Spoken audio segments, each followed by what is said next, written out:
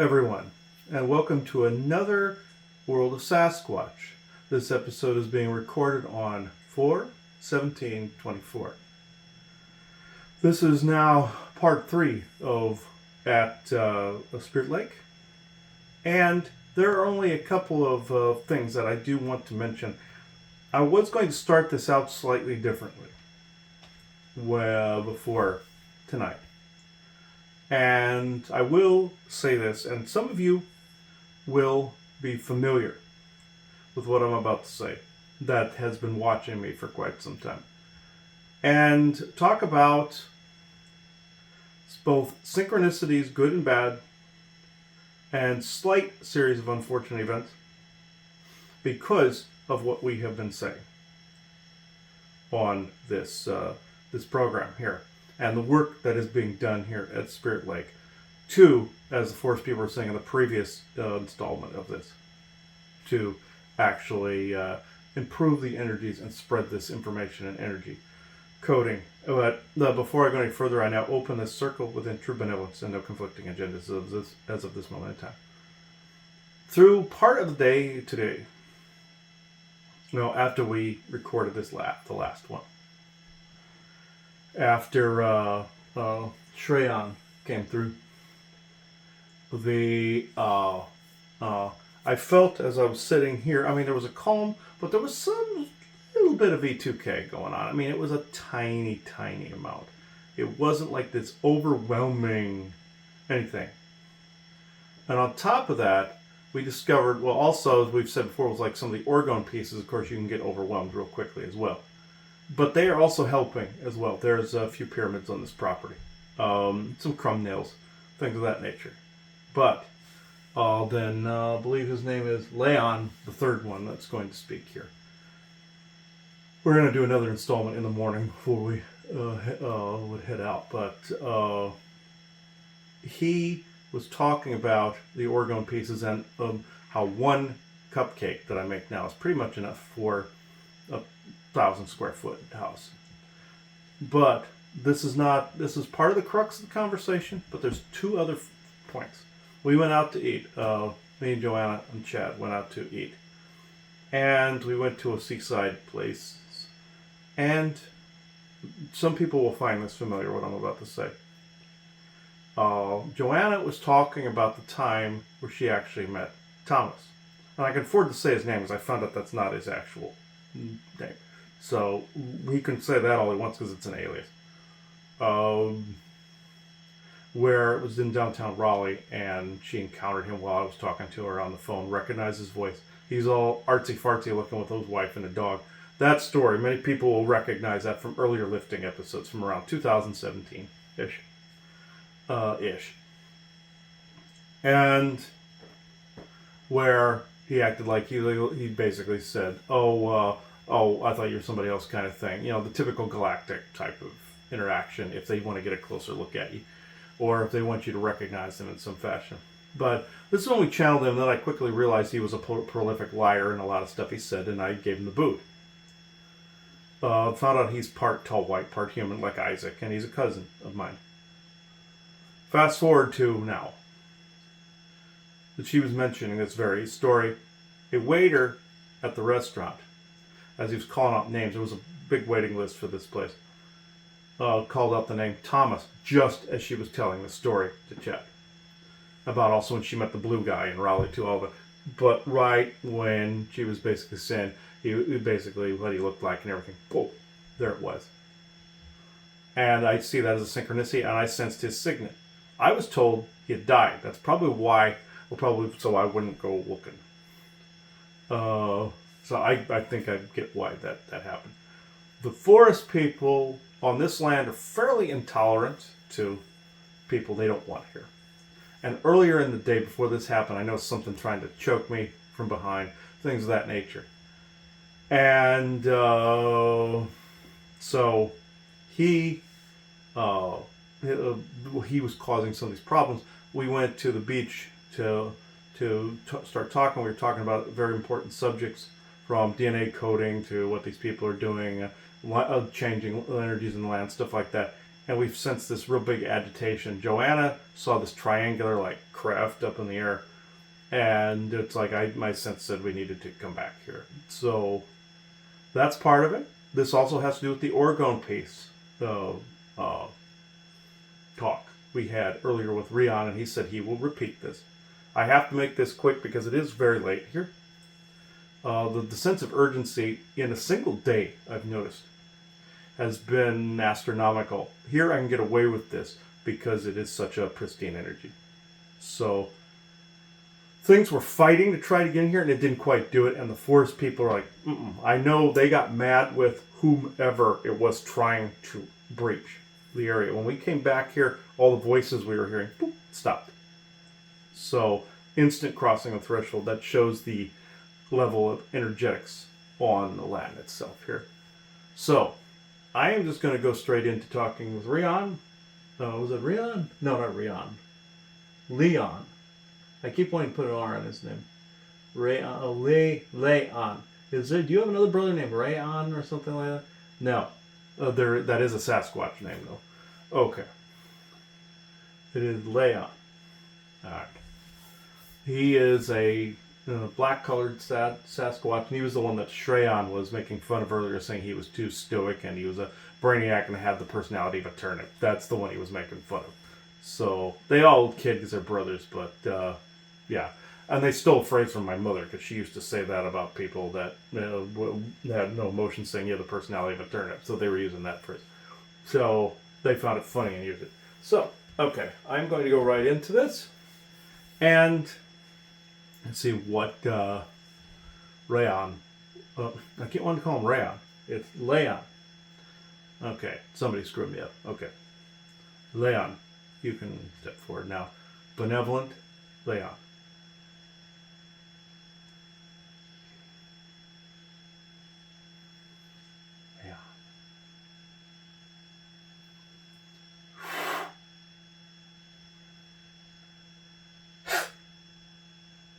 No, I'm not named after a piece of fabric like a rayon. And we'll see who has the personality of a turnip. Yes, I can have a sense of humor if I wish. I'm more into the logistical side of things. You would see me as, in your world, I would be someone who was into to maybe some technologies or things, computers, things of that nature. But I'm more into the logistics of the energetics and the way things need to be patterned and utilized in the geometric forms they're in. The two brothers of mine often kid because they think I'm being anal, but like he gets a rap for this.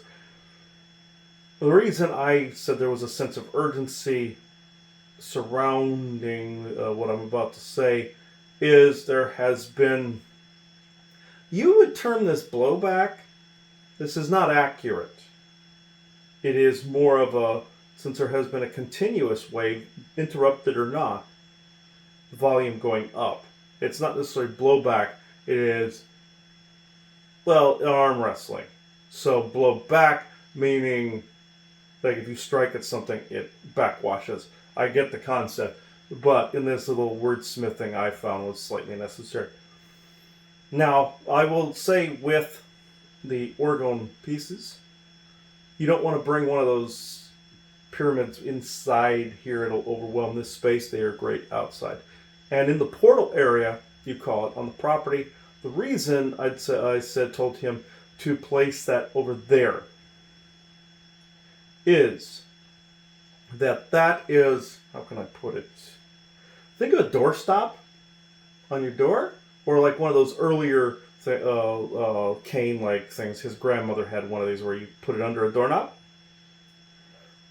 Think of that. That formula of yours is perfect for something like this because it's deterring anybody, especially with the shape of the pyramid, tower buster bottom, and the multiple layers. It, for us, represents the multiple layers they would have to get get into this property.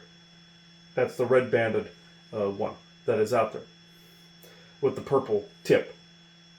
This is perfect with the tower buster bottom and the shungite. The shungite is connects the electricity necessary to make the bonding and the grounding. This is the reason I said put this over there.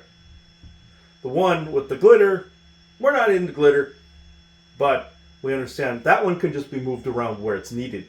Very much kind of like a mobile device. It can be put where you feel it needs to. With the second one, just don't have them in here because it will overwhelm the space. It's just like you were saying with your friend Clint as well. If you overdo it, you can get it can cause more harm than good. We recommend only having one cupcake per household. Now, I will go into two things. I'll make this as quick as I can. We can touch on things in the morning if you like, too. We don't want to leave a sense of anxiety or urgency, but we were concerned about an entity that's been ghosting you for a bit. Now, he appears as hands in the mist. He was seen around trying to get to his throat earlier. He is a pain in the butt. Tall white human makes, or so he says, elf type twath, and yes. You were picking up the synchronicities correctly, but there was one other aspect. There was military aspect in there too. The reason that synchronicity popped up is both things were happening. You see, there are certain things the military and them cannot create. Synchronicities. Oh. That is certain circumstantial. That spirit or certain telepathy could do to time things correctly. Could a negative source do this? Yes, but this is more spirit inspired. Or you can say negative and positive forces can do this, but this was more or less because there was a bit of a battle going on in the background. An arm wrestle, not a battle. Where you were talking about him and then his name came up. This, then, also, you asked a very pertinent question. That pertinent question was about DNA upgrades, codes, and activations. This is the conversation that sparked the blowback. I will explain. You are already being ghosted by what's-his-face. The comedy and tragedy masks, if you split it down the middle, it reminds me more of that person than really the other face. And they're white, too, with the pale white.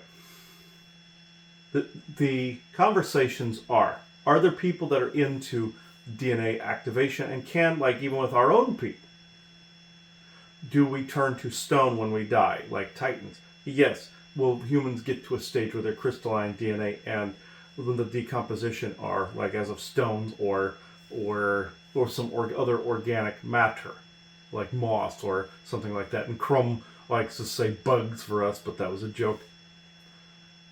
But we've also met him before. Now, along with the Titan here.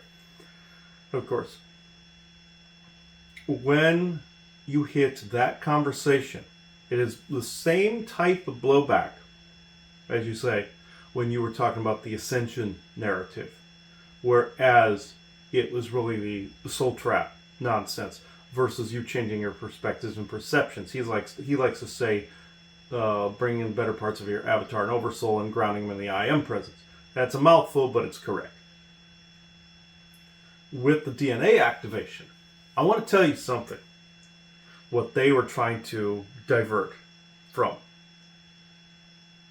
Your DNA does not activate from some external source. With the exception of eugenics alterations. This is what they were trying to do during your scamdemic with the vaccine they're in. with the changing of the DNA. If you were truly changing, why would they have to, in that area, why would they have to, forcibly change it? Why would they have to do anything? Now, could they make it so that it tries to suppress an evolution? Absolutely. And that's what they were trying to divert and hide from, so that you don't see where the GF politics are, or with what your own government is doing with them, the whole macro-micro relationship between the Galactic Federation and your the Martian Germans, the ICC, and the macro, as above, so below, with the politics. They don't want you changing these things. So of course would they distract this and change your DNA so other beings could possess you and take you over, and your personality change. Yes, yes, yes. But the fact that some external source was to allow this change. Some people think, oh, this is allow the change to become better. Oh, the compression of the energies. Therefore activates the crystalline DNA, because diamonds are created from pressure from that's on coal. You're being too literal when you're saying this. The oppression, of course, oppressive forces can lead us to certain truths. Yes, that's part of the yin yang that's out there, absolutely. But they're trying to get you, as he said before in that conversation, they're trying to get you to want more oppression, because you think that then that by doing that is gets you to evolve quicker. Absolutely not. It's like in your Stargate program, Stargate SG-1 in Atlantis, where they found out that it was a long process to get to the whole ascension DNA part, where the calm gets you to ascend. No, it's a matter of generations sometimes, but for the individual in this century, is all this energy going to come down on you and you're going to change? No. It's about shifting the timelines by which the frequency you are on. There's no ascension, it's where you're just on a path that more suited to the vibratory frequency value you happen to be standing in at the time. And your oversoul then sees that as where that particular avatar ends up. Now, DNA activation, it's already there. They tried to convince you it was junk DNA. It's unfolding all the time. Yes. But it has never left a certain state. What people are remembering of having had that active at one time in history, they are remembering the unaltered version of human that had that galactically from like the 65 movie, where they came from outside. They had the crystalline DNA where they would just decompose into crystalline forms, like the Sporzistine life form in Star Trek Voyager, where they died and became a crystal cluster, or an Untumban dying and they have crystal cluster pieces everywhere, or the Tibetan monk, which was also an Untumban, dying and crystal cluster. That was the untampered with genetics. The tampered with genetics is what you have seen before you that will change on its own. It has to get back to a state of rightness and correctness. Now, during the fights with Enki and Enlil in the whole Garden of Eden setup, did Enki try to come in to stop Enlil from tampering more with the genetics and screwing that up? Yes. And gave humanity back their genitals, basically, so they could procreate again. Yes. Was the aging stunted? Yes. Would this be corrected with more oppression? No. No. You have active DNA that is already carrying the information you seek. Your perceptions of your reality are limiting what you access. Nothing more. You are changing your perceptions and perspectives. And yes, does that change your body into a crystalline form? Yes and no, because it was already there. It's already there. You just are not accessing that. Now, when you die, what does the body decompose into minerals, essentially? Yes. And your skeleton is left with just calcium. Yeah. Now, bump that up a few hundred times into calcified stones, petrified bones, and crystalline structure. That literally there's your quartz crystal. But again, that's the untampered with human. To weed out the Anunnaki alterations, long time has to pass for something like that. Now, with all the other DNAs that came together with all the other cultures, this is why it is either it's popping out because it's starting to surface again, or the ones that died that had that already happening weren't human to begin with. They were with the untampered versions that were out there. This is what is happening right now. This is what I wanted to touch on when you began that conversation. This was something that was supposed to be sparked. When you hit a point of agitation, it was because those external forces knew they were looking for, this was a tripwire that was hit. He calls it a tripwire. I was scanning his thoughts. He calls this a tripwire, where you hit a certain frequency, certain combination. Like you say, if you have a CIA van on the corner that's listening for keywords, or an AI algorithm, watchdog algorithm that online that looks for certain content and does the cancellation culture, or blocks videos, or does the copyright crap that he was talking about with his YouTube, with it drops off a subscriber when you hit a certain number, like 3,000 or something. It's like that. When you began to question, when he was starting to say, activating what? Exactly. Critically thinking your way through it is a mix of intuition and logic. Heart and mind together. That is changing your perspective and perceptions. Just like the end of Star Trek Next Generation, where Q says to Picard, you know, you had options you'd never considered when you realized the paradox at the end of the series. You became open for a split second. You had options you'd never considered. You became more than you were before, because your perspective and your perceptions changed. That is what the message was in that episode, that two-parter. All Good Things, part 1 and 2. This is what that was saying. I know you were trying to limit the conversation this evening, but you guys have questions? Ooh. This was so not how I thought this conversation was going to go, that I'm a little bit, honestly, kind of taken aback. I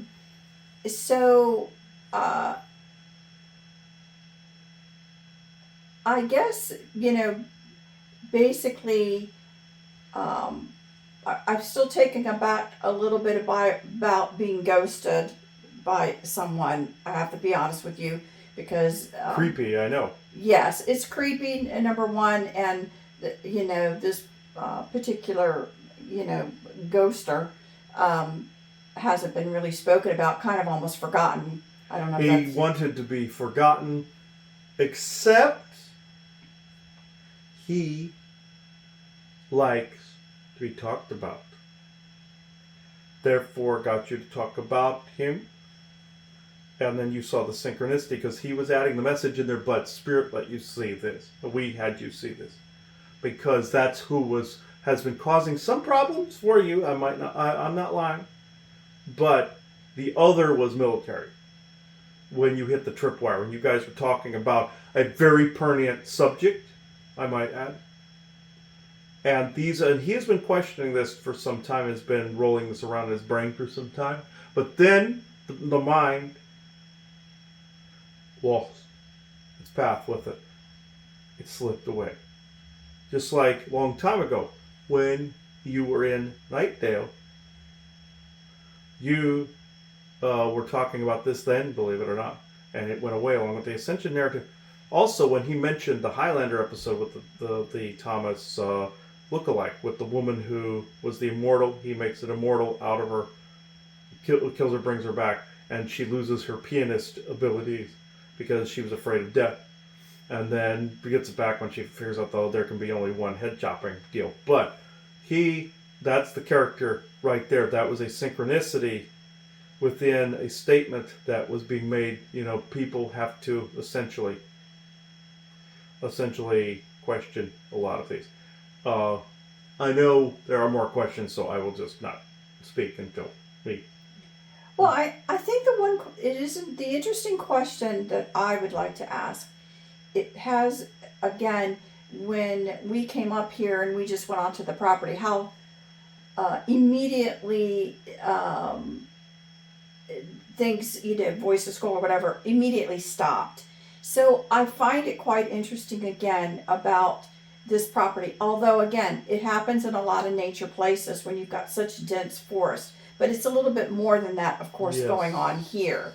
So what I think, if I had to say personally, again, because I know that you guys spoke about earlier about the protection of the energy source that's here, and that you really are kind of locking it down and protecting it. And it's not the first place that we've known that to happen. That that certain groups have gotten an area and they really have locked it down.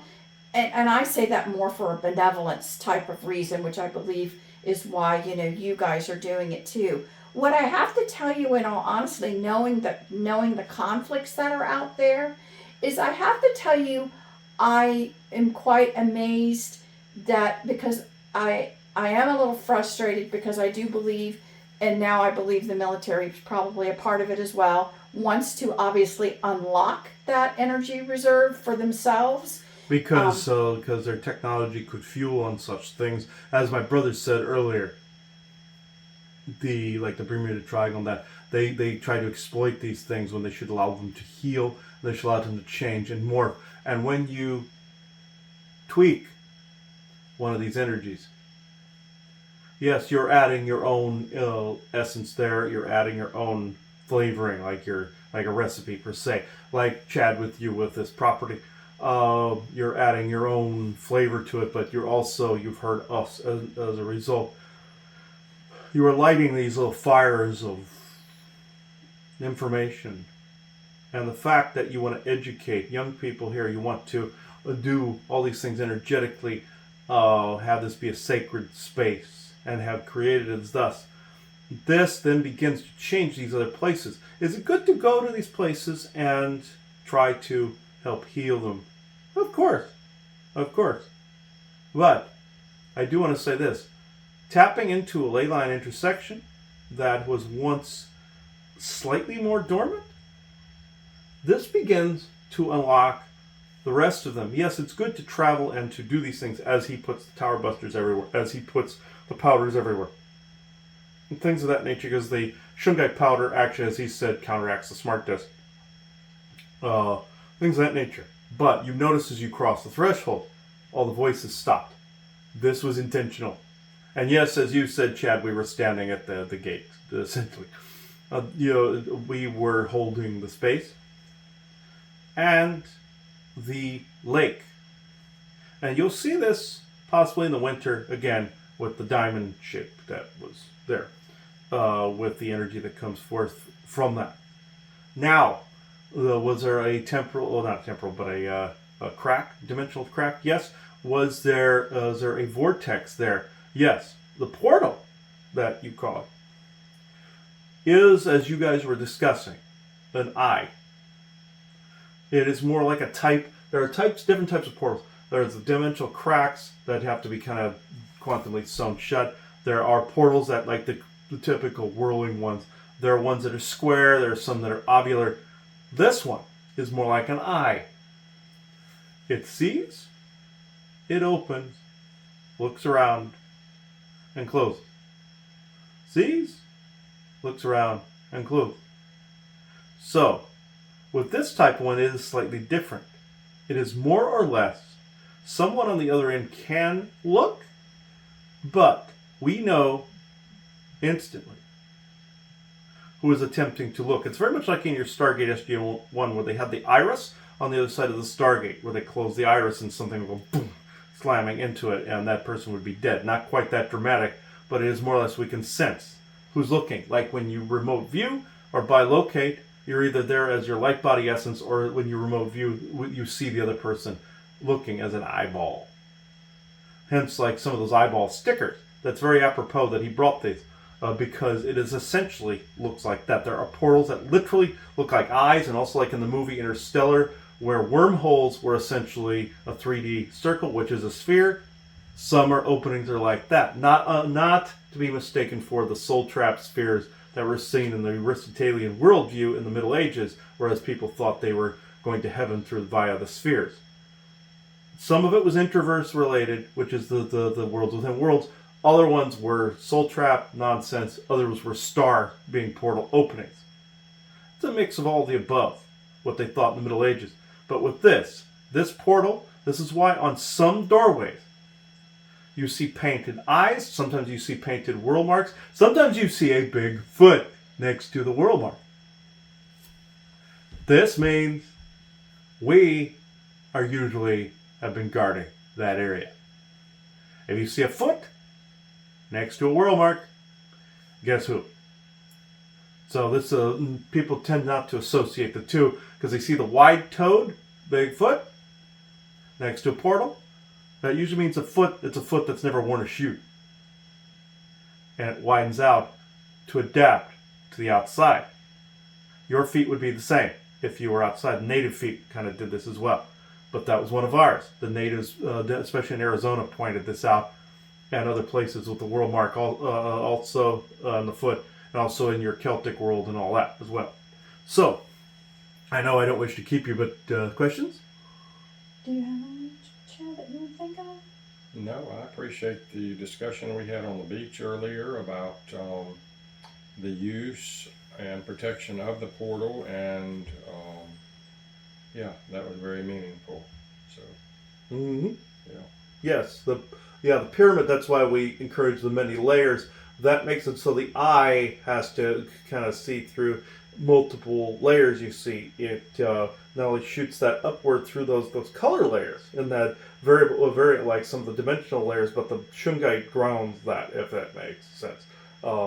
It's more like if you looked through a peephole and saw nothing but a kaleidoscope. Therefore, the frequency of that refines it and vets this down to whom then is possible to use this, and then we don't want military accessing that spot and aliens accessing the spot for refueling, as we said before. So, this is essentially what I wanted to bring about this evening. I know it is late. He's not used to doing this. You guys are probably not used to doing this. But we appreciate this nonetheless. So, if there is nothing else, I can detach. Yeah, thank you. I appreciate it. Yes, that was very good. Thank you. Yes.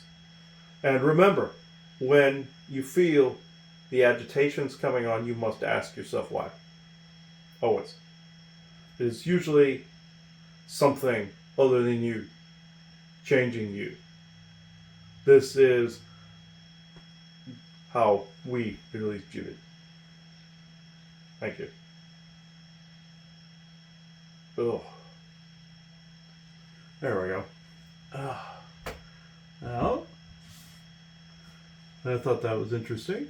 Mm-hmm. Yeah, it was a major sense of urgency after that. So, coming onto this land, I can say, without a doubt, narratives just kind of halt dead in their tracks. V2K is pretty much non-existent, except the fact, of course, there's some Wi-Fi here because there's a little bit that's needed. It's kind of Trojan horse in through the phones and stuff like that. But beyond that, there really isn't anything. I had 3 pyramids in here earlier, trying to figure out where to put them on the property. Chad took one back to his other house, and now I know why that particular colored layer one, I built it that way, where it has the plant layer. There's some, plant, roses, wolfsbane, other, some lemongrass, things of that nature. That's plant layer, and then you have Sedona Dirt, Valley of Fire, Red Rock Canyon. You have a purple tip on the top, and you have plant in between those. So I can see how that would represent dimensional layers to them. I can see how they see that. So I wanted to get this in quickly because it's actually quite late here. So if there's nothing else by the Peanut Gallery, we can conclude. Okay. So thank you, everybody. We thank the forest people for this. We're going to do one more thing in the morning, perhaps here. Yes. I don't know if it's going to be you 3 or one other one that'll have to reveal himself here mysteriously. Yeah, okay, that's what they're doing at the moment.